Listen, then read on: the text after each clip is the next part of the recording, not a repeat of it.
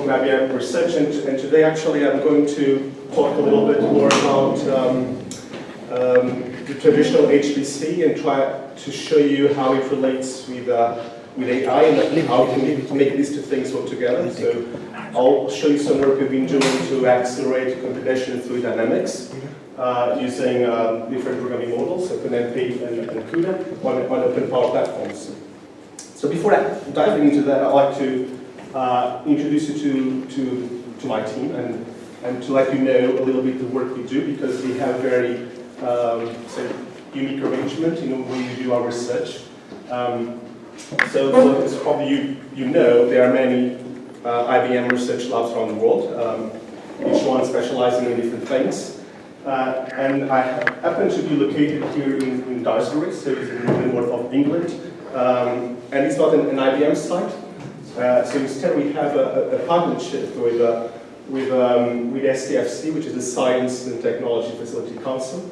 And the way you can see it is like a branch of the UK government that has their own scientists, body of scientists, and also have the role of providing compute capabilities to these scientists as well as to the UK ecosystem, companies or whatever wants to use HPC to advance their design new products and advance their offering. So this all started in 2015 with over £300 million investment that was going to last 5 years, so 3 years more from now. And so this was not only cash, so this also has IP, it also has access to resources, human resources. So this is all part of this investment. And there are two pieces to it. One is IBM Research is going to collaborate with STFC to do research, and also there's a product and service agreement with IBM UK and Ireland to give access to IBM products and access to cloud deployment and things like that. And this investment, that's what we established IBM Research in UK. And right now what we do is to use data-centric cognitive compute technologies to including Watson, something we talk about today, to help and boost the UK economy by providing access to this technology and helping the UK ecosystem to make better use of these technologies. Right? So this is what we're doing, and the team composed of STFC scientists and IBM scientists is based on a Hartley Center. So this is the campus this is in Cheshire, so it's the north of England. Usually it's not this sunny. That's actually a very good shot here. And we currently are in IBM 26 engineers and scientists, and the way we organize our work is in 4 different areas. So actually we do this outside here. This is very small, right? It's not much in focus, so I'll try to describe what's in here. So there's one area that is called enabling technology, and here we have consumable HPC, how to improve scheduling in HPC servers. We have data technologies, machine learning, artificial intelligence, and this area here interlocks with the other 3. So one of them is the physical and science engineering, where you do multi-physics simulations, uncertainty quantification, life science, we do drug discovery, genomics, and in chemistry we do things like phase separation and force fields simulation between particles, and all of these 3 areas interlock with this enabling technology. And here on your right hand side I have a few case studies, so you have like a sense of what we're actually trying to accomplish. So we have things like smart crop protection, where you combine data science and life science together, and this is about predicting how, say, a moth that destroys crops is going to propagate in space and time. So you can give information to the farmers, so they can prevent against the thing. So it's one of the things we're doing. Personalized treatments, combine life science and machine learning. Wastewater treatment, we are using engineering models and machine learning techniques to basically help manage water treatment plants, make them more autonomous, more efficient.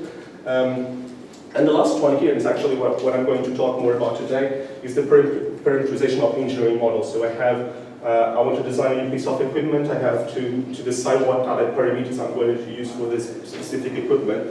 And I mean, there's a limit of the amount of computation I can do, and I can leverage machine learning to help in this process. Right? So going back to the presentation, and this is I want to use this to pass this message. So we don't want just to do Computation Fluid Dynamics. We don't want just to do machine learning. We want to combine the two things together, because we think that with good CFD you can provide better models to train machine learning, and then you can use machine learning to have better models. Excuse me. That is CFD. Oh, cheers. Actually, that's a good idea. Actually, it's also all right. So one of the consequences of having like these two things coming together is that you need also to rely on the same compute infrastructure to use it. Right? So as you heard today, like Moore's law is not scaling anymore. So we have to use accelerators, and that poses a challenge. And in one end of the spectrum, you have machine learning with neural networks that map neatly to algebra that itself maps neatly to the GPU. And in the other side of the spectrum, you have Computation Fluid Dynamics, which deals with more unstructured data, with things that are more latency bound. So that's a challenge. We want to try to bring the things together, have something that we know already takes very good use of the GPU, and bring the Computation Fluid Dynamics a little closer to that by optimizing that algorithm, so that these two things can work together in the same platform, in this case, the OpenPOWER platform. Right? So, just to give you a very quick overview, so we try to be very conservative here and select an algorithm that we know that traditionally has not performed well in GPUs. Right? So when you do computation fluid dynamics, usually what you are interested is to solve a set of partial differential equations. And the first thing we have to do is to have the machine understand the real world, right? And for that you need a discretization. This can either be unstructured or structured, but if you look out there, in most cases you need to use unstructured data. And why? Because depending on your domain, you want to have different resolutions at different places, right? So this is not a very, it's not a grid anymore, so it's a set of unstructured data. And once you have your discretization, you want to solve a set of equations for velocity, for pressure, for turbulence, and in order to do that, you use interactive solvers. So these are a few examples of interactive solvers. Jacobi, Garcelle, I will use some of these names during the presentation. And on top of all this, you have what is called the multi-grid approaches to this. And the idea here is to try to reduce the complexity of your simulation by using different coarsening levels for your mesh. So I have a very fine mesh where I do just a few iterations. Then I transfer some information to a coarser mesh where I do much more iterations, and so on and so forth. So the mesh at the bottom is very coarse, and I'm doing a lot of iterations there because the problem is smaller. Right? So with this, and there is theory behind this, supporting all this, you can reduce the complexity of your problem. So this is multi-grid, and algebraic multi-grid is just about encoding your mesh in a matrix. And you will solve it as an algebra operation, right? So that's why it's called algebraic multi-grid. So why is this challenging? So just to give you an example, so this is a work that we started about a little over a year now. At the time we didn't have Power 9 yet, so we did this on Power 8. So Power 8 connected with NVLINK version 1.0 to Pascal GPUs. And so the way we tackle this problem is to go to each one of these levels, partition this domain, and assign each one of these domains to different nodes. Right? So this is what you do when you want to compute this. And the challenge here is that first, the amount of compute you have to do changes a lot during your computation. Right? So when you are here, you do much less compute than you do over here. Right? So this is one of the challenges. The other challenge is the unstructured nature of the problem, right? So here actually in this picture, I'm using a grid, which is like a structure, but in practice it's unstructured, so it uses sparse matrices. And this makes the stride, when you access memory, much more unpredictable. And this hurts the bandwidth you get to memory. And the other thing has to do with the communication of the information in the boundaries of these domains, so what they call halos. So they need to be a change between different machines, between multiple processes. I'm using the MPI terminology, rank, so it's an MPI rank. So this data has to move quite frequently, right? And as well, there are some residuals that need to be computed across all nodes to see if things are convergent. So a lot of little pieces of data that need to be communicated at all times, and this is what is a real challenge in this type of application. And that's why we've selected to make this work. Right? So in order to test all this, we picked up an application that implements this kind of algorithms. So this application is called CodeSatin, which is open source. It's maintained by EDF. So EDF is Electricité de France. So they manage many nuclear plants around the world. So that's what they mostly do, and that's why they use this code form. It's a large code, so 350K plus lines, mostly C, a little bit of Fortran Python. And the good thing about this is, and that's the reason why many people end up using this application, is that it's not only the solver to computer equations, but there is also something that helps you design your mesh, verify it. There is checkpointing, there is functionalities for post-processing your results. So there's a lot of ecosystem around this that helps users getting started with this. And finally, but not least, and this is very important, this application has shown to scale well in already existing HPC without accelerators, right? So here on your right-hand side, I have a table. So this is some numbers that we got from the Barcelona Supercomputing. So it's a GPU machine based in Argonne, in the Argonne National Laboratory. And you see that for another 5 billion cell mesh, so this is a very large mesh. And actually, at one point I want to make, I don't want just to do what I can do today a little better. I want to be able to do new things, right? And be able to do new things mean I don't want just to simulate my airfoil or my wind turbine. I want to simulate my full nuclear reactor. That's what I'm looking at. Well, that's my goal. And for that, you need like billions and billions of cells. So 100 billion cells is probably too small to simulate that kind of thing. So when you go larger and larger, that's why scaling well is a very important characteristic. And for this code, people are able to scale it for an 500,000 cores on each GPU up to 97% efficiency. If I reduce my problem and I use even more nodes, I can still get very decent efficiency, right? So this gives you some assurance that at the end I'll be able, if I do it right, be able to tackle a problem that is much larger and that is something that is unprecedented and actually something new that can create value to the people we are working with. All right. So if I take this application, one thing I'll notice is that so actually this can change between cases. Some cases require more effort on velocity, some on pressure. This one was like 50-50, but on a velocity we do just a regular interactive solver. On the pressure we do this multi-grid thing. And what you see here is that it is composed from many small components. So this is not only about going to the core, to the code, and say, well, just this kernel, I'll just port it to GPU, and that's it. So no, so we need to be able to tackle all these different problems. Why? Because we don't only need to make kernels go faster, we need to make sure the data stays on a GPU where things are computed for as long as possible. Right? So it is a lot of effort to go to each one of the small components there and actually port it to the GPU.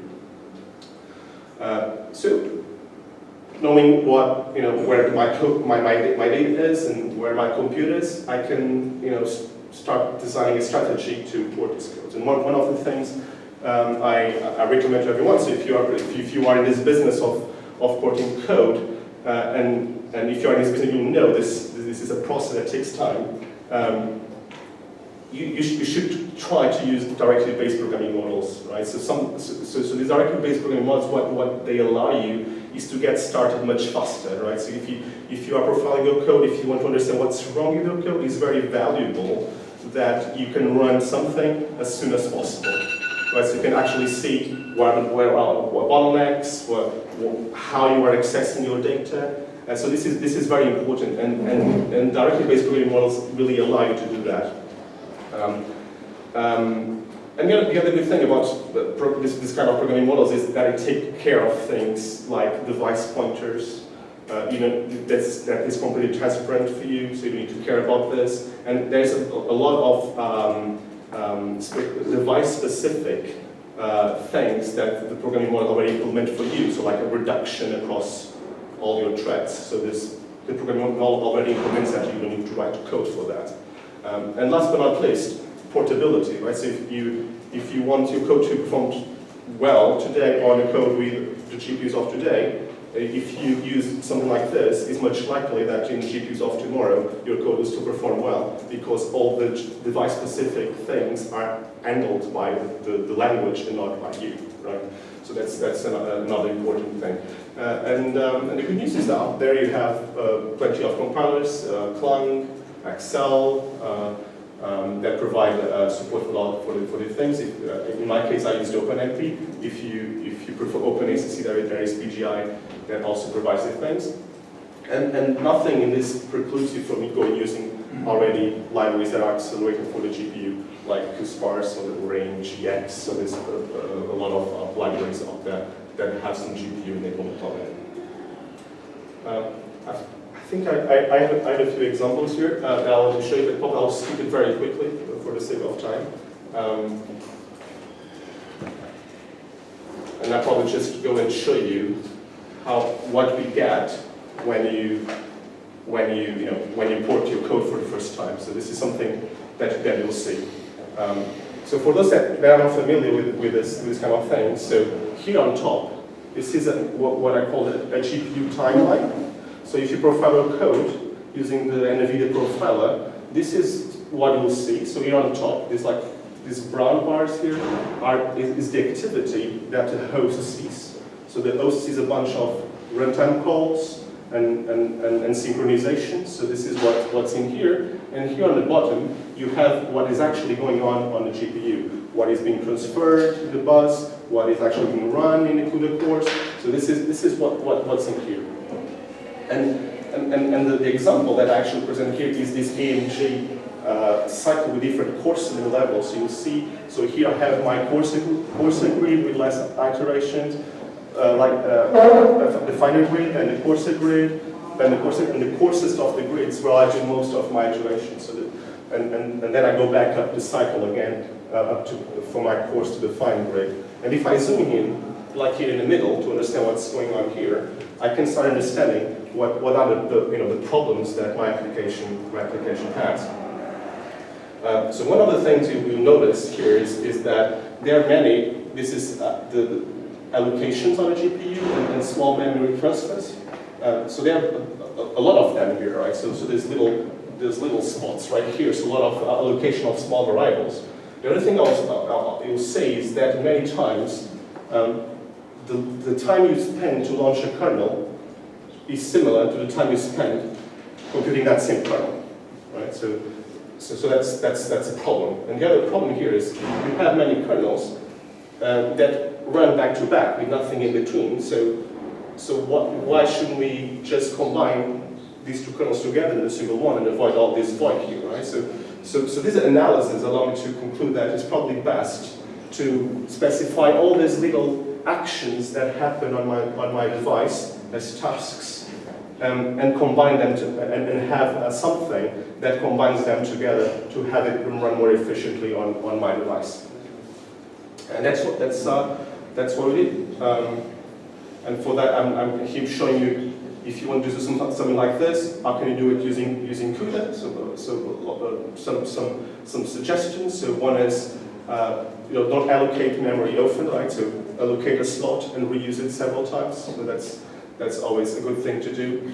One thing that is important to know, and this is probably more important on Power 8 than it is on Power 9, it has to do with pageable and non-pageable memories, right? So if I'm popping something to the GPU, some data to the GPU,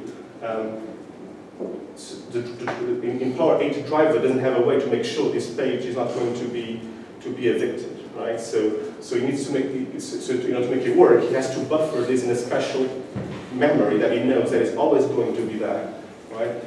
And this buffering kind of affects your effective bandwidth, right? So if possible, if you know there's something that is being allocated very often, or being copied to the GPU very often, back and forth, so it's probably a good idea to allocate directly in a buffer that doesn't need the driver to buffer it himself, right? So this is the pin versus pageable memory. And of course, it's also important to have a synchronous execution so that your movements happen while the computation is still going on the GPU.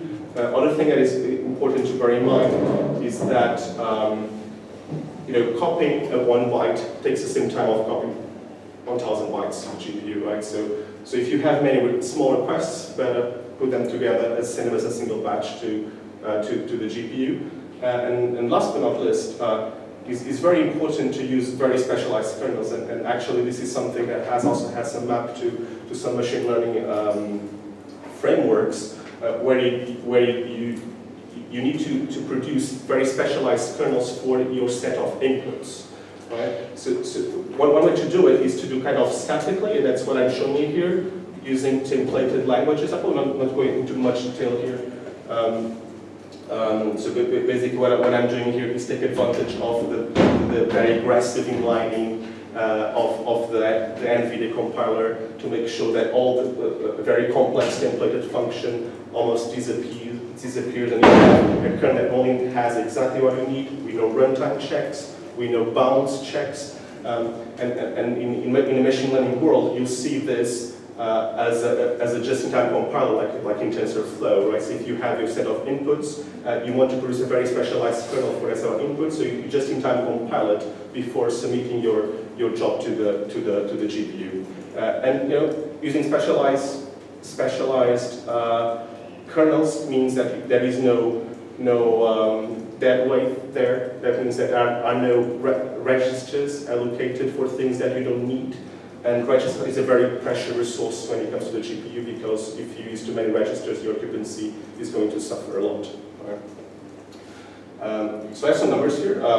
So here so this is so if I apply this set of techniques, so here on top you have what happens if you compute only with a CPU. This is if you compute with a CPU and a GPU.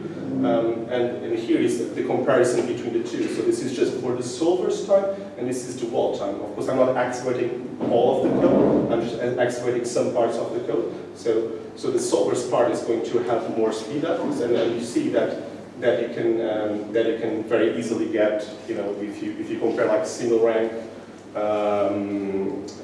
CPU performance versus CPUs plus GPU, you can very easily get to 10x, to 5x, and I'm showing how does it scale with the number of OpenMP threads, so your SMT level in a core, and of course, the host bit of your code is more sensitive to your SMT level than a GPU one, right? So that's why this is almost flat here.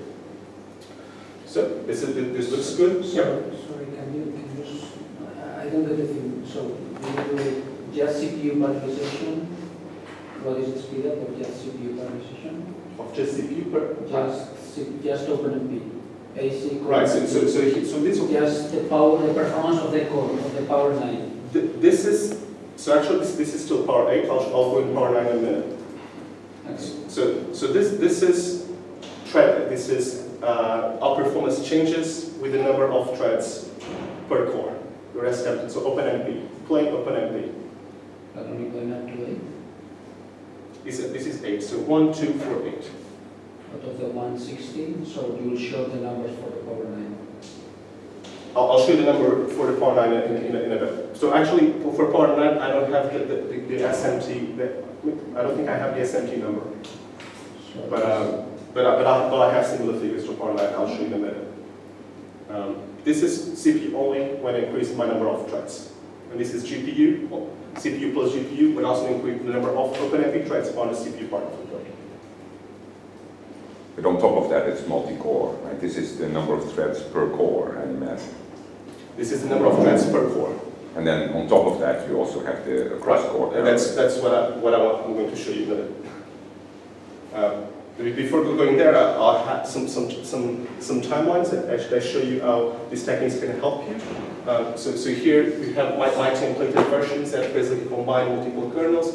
You see the utilization is much better than you had before. This is the velocity part of it. This is the fine grid part of it. If I go to the coarser grid where my problem was before, I still have like some voids here, but it's much better than I was having before. With this little kernels here and these data movements in between. And actually, so before going to this multiple process thing, and that's one point I wanted to make, is that there's things you can do at your MPI level to leverage your GPU acceleration, right? And that's what I wanted to show you. So imagine that. So this is just a single process. So what if I have a second process that uses the very same GPU, and I have, say, the kernel of the second process running in this idle time of the first process, right? So what if I can do something like this? And there is something that NVIDIA provides you that can make that happen, and that is called the NPS server, right? So basically, what this does is to explain it very simply, abstracts one GPU as multiple GPUs, right?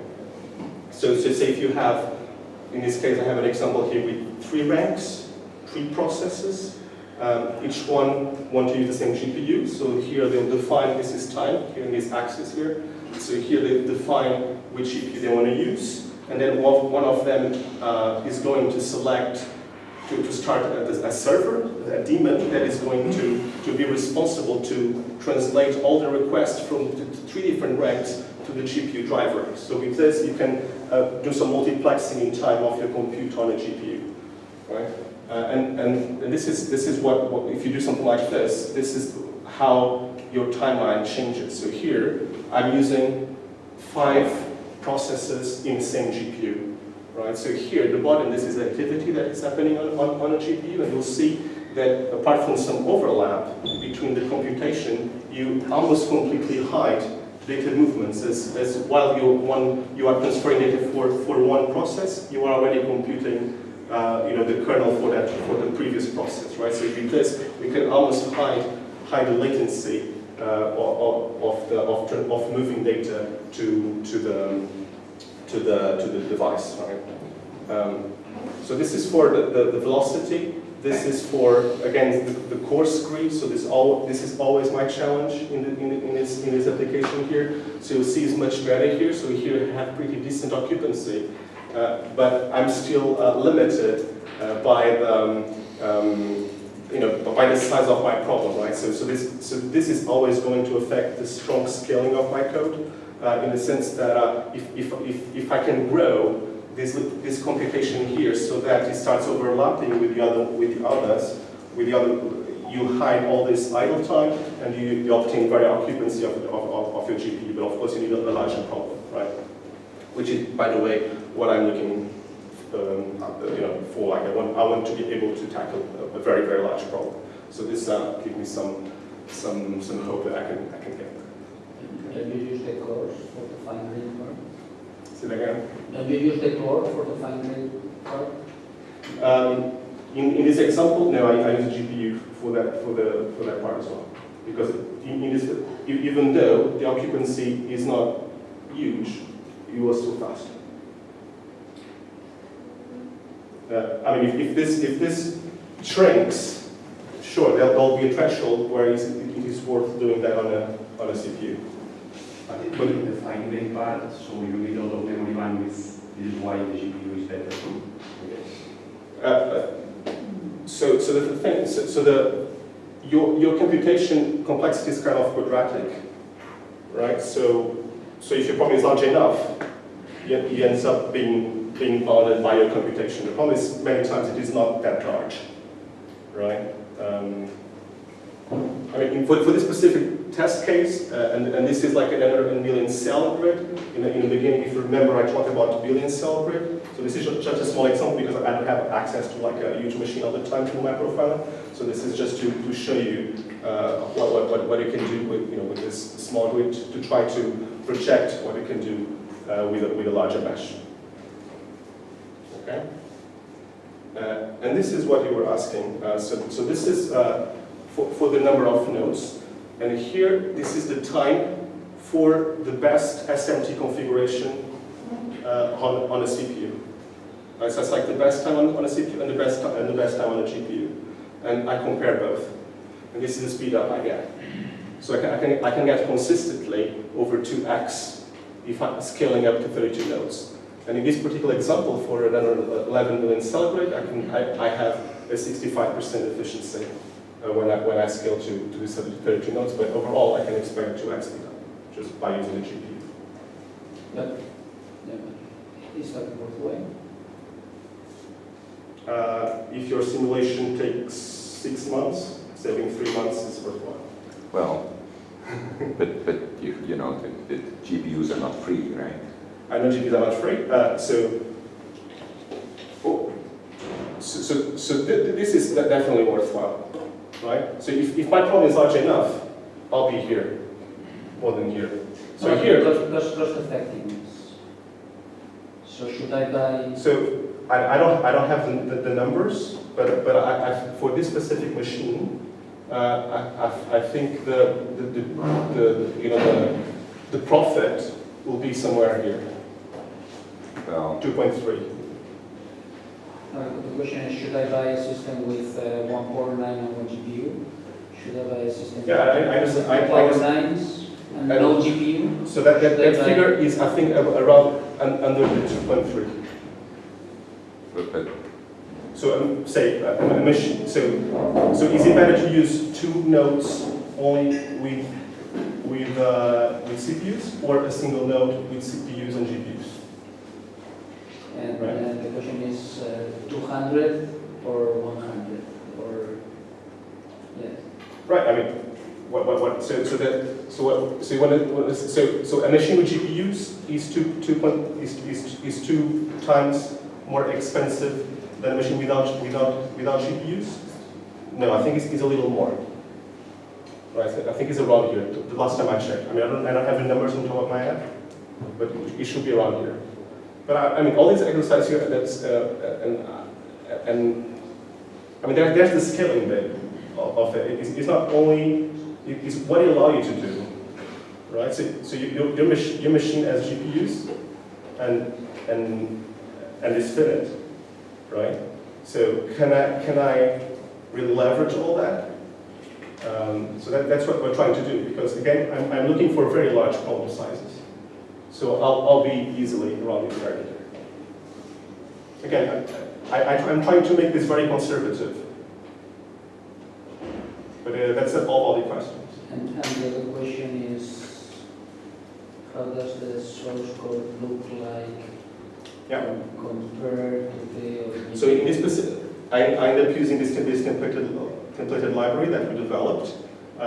So the code is like a completely separate component.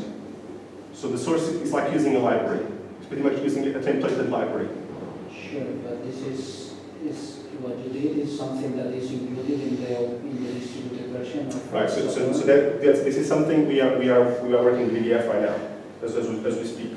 So that there is some conversations to upload this, to upstream this code to CodeSat. The thing is, we didn't accelerate the old code yet, right? So we need to have like a branch and work with the EDF developers so they can test the cases and they can deploy this into production, right? So there is a path. And it's that we need to follow. with this library with CUDA, it's not OpenMP 4.5. you could do that with OpenMP 4.5 as well. So in this case, I wanted to show you a mix of the two, just for illustration purposes. But and the latest compilers have better support of tasks on a device, which is something that was not supported before. And you can do smarter things with OpenMP 4.5 as well. I mean, you can select whatever. I'm showing different ways of doing similar things. All right. Right. So this was part 8, as I mentioned. So what happens if I go to part 9? So the good news is you don't need to refactor your code, right? So that the SLGPU is still the same kind of architecture, if you want to think about that way.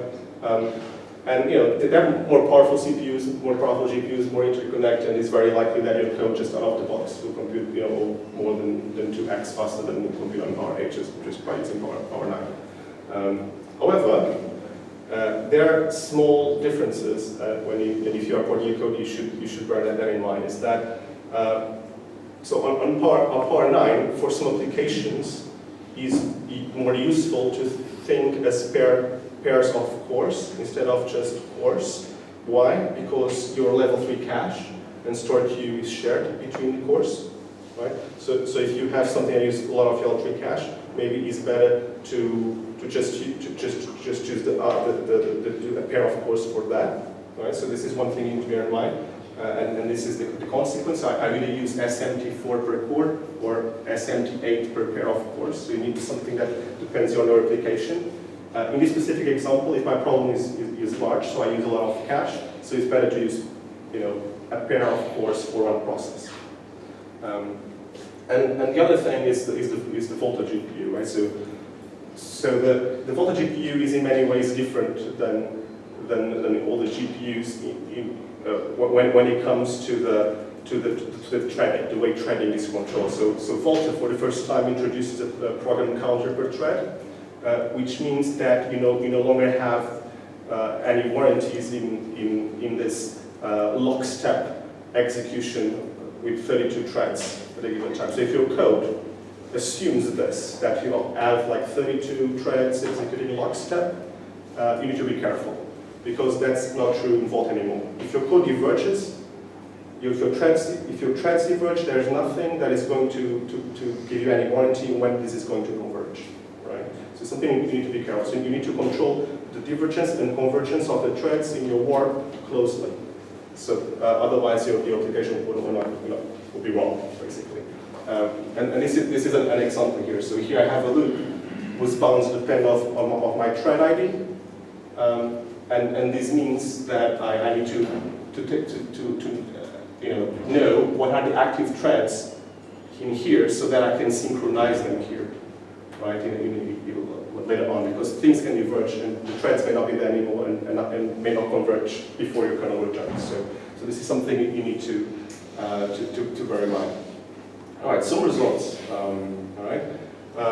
So if I compare, the same node, the CPU performance with GPU performance, this is what I get. And here I'm using a larger mesh, and here, and actually I apologize, I didn't have enough cycles on Summit to have this 1 to 8 data point here. Should be I'm interpolating it here. So this is a scaling up to 512 nodes in a Summit machine, and this is for an 889 million cell grid, and I can see consistently over 2.3 speed up if I compare the CPU only with the GPU only. But more than the speed up, and that's the point I wanted to make, is that the efficiency here at 512 nodes is more competitive than the efficiency I was having on Power 8. Right? So the scaling, and this of course due to the quality of interconnect, you have much faster way to copy data around. Your scaling is much better. So if I compare this with the numbers I was showing before, I have a problem that is just 8 times larger, and I'm scaling to 16 times more nodes, and I have better efficiency, right? How do you measure? So How do again, you measure efficiency? so efficiency is the performance I get on when my ranks are 2, and I assume when I duplicate my number of nodes, my speed up is going to have to be that, and the efficiency is the degradation. So But the question is, what's the reference? what's the? The reference that you use for measuring the efficiency. So the reference, so say here, so I have my 64 run, right? And I have my 256 run. So from here to here is 4 times the size of node. So I would expect a 4 times speed up, right? If my speed up, if my efficiency is 76%, this is 4 times 6.76. No, I think I understand what efficiency is, but always efficiencies are reported with a given reference.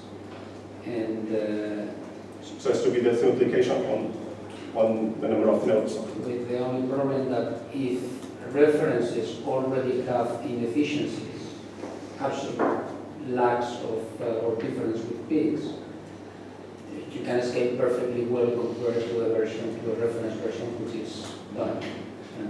I'm not sure I understand what You can have a reference version Yeah. on 4 running on 64 processes that gets a performance which could be half of, so it's only using half of the processors. I'm trying to say that the red is. So it's a strong scaling exercise, right? Sure, I understand. And I'm attempting to use the same resources in all nodes, regardless of my data point. So the number of resources I'm trying to get is exactly the same. But this problem you cannot run it with one core. You did not run it with In one core. one, you could run with one core, but you take forever. You didn't, and you didn't use that time. So I'm scaling in nodes, not cores. More on my side. Okay. I don't see why you. No, I'm skeptical in general. Right. Okay. I can understand. With many of these arguments where we, and it's not just everybody, takes. I run at 1,000 cores, and I run at 40,000 cores, and I run 40 times faster. Yes. But very often, no, it's but very often you could run with 2,000 cores. So I want to be clear about one thing. So when I say I'm 2.9 times faster, it's using the same amount of nodes for the CPU versus the CPU and GPU version. Right? So I want to be clear about that. It's the same amount of nodes in both cases. And I'm using more resources. And I'm trying, so the only resource that changes here is the GPU. Yeah, which goes back to the cost performance question. Oh, sure. Before, right? Sure. Yeah. But if I have this amount of nodes with GPUs, even more because I have my AI. If you have paid for them, yeah, sure. I mean, You paid for them. Your other choice is. I think you're being a little unfair here, and let me tell you why. So, and if you remember what I said in the beginning, I want to do multiple things together in the same machine. So my machine is going to have GPUs because I want to do AI there, and I want to do that AI with my CFD. So why shouldn't I have my CFD use those GPUs if they are there? Because of my other workloads, right? So, I mean, we can discuss, finance about this, but this is the point I'm trying to make. Like today, people do machines that are specialized for AI. In the past, probably they had more specialized for this kind of workloads. We're trying to make that converge a little bit. Whether this converge is good enough or not, I mean, each one of you make the decision. The people in EDF that want to, simulate their nuclear reactor are very happy with this because this allowed them to do something they couldn't do before. I mean, even with Summit, it's probably the machine is not large enough to do the problem they want to solve. And having 2.5 adding 10% speed up in many cases is very good for them, right? I mean, I'm happy to discuss more with you if you want to. All right, so.